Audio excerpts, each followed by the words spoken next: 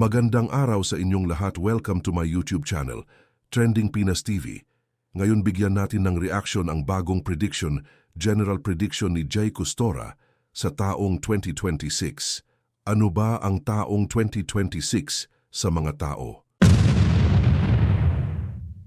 Miss Jane, alam na natin yung nangyari, no? Talagang marami na sa ngayon talaga nagtitiwala sa inyo kumukuha ng lakas, pag-asa, at talagang yung iba talaga talagang nagsusumikap pa, no? O how to reach out para sa inyo. Pero ito po, pag-usapan na natin, ang gustong malaman din ng mga kababayan natin is the prediction for 2026 in general po para sa Pilipinas.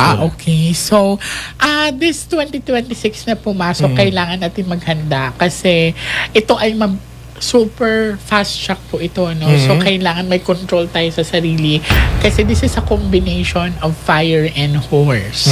So, ayan. So, mapusok po ang panahon na ito.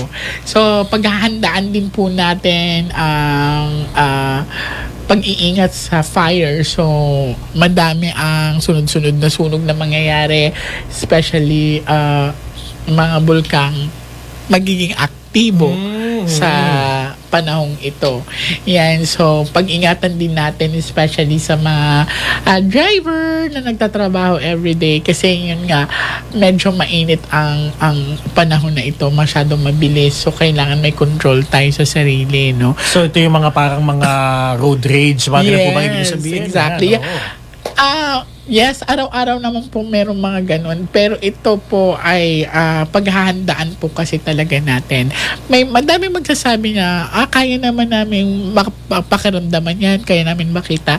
Pero ito po ay kakaiba, no? Kasi, uulitin ko po sa inyo, may mga bagay na hindi kaya ipaliwanag. So, sa nakikita ko, kailangan talaga natin ng matinding paghahanda, especially kasi magiging mainit ang panahon ngayon. So, lalo na sa mga magsasaka, mag-ingat po tayo. Kailangan lagi po tayong handa.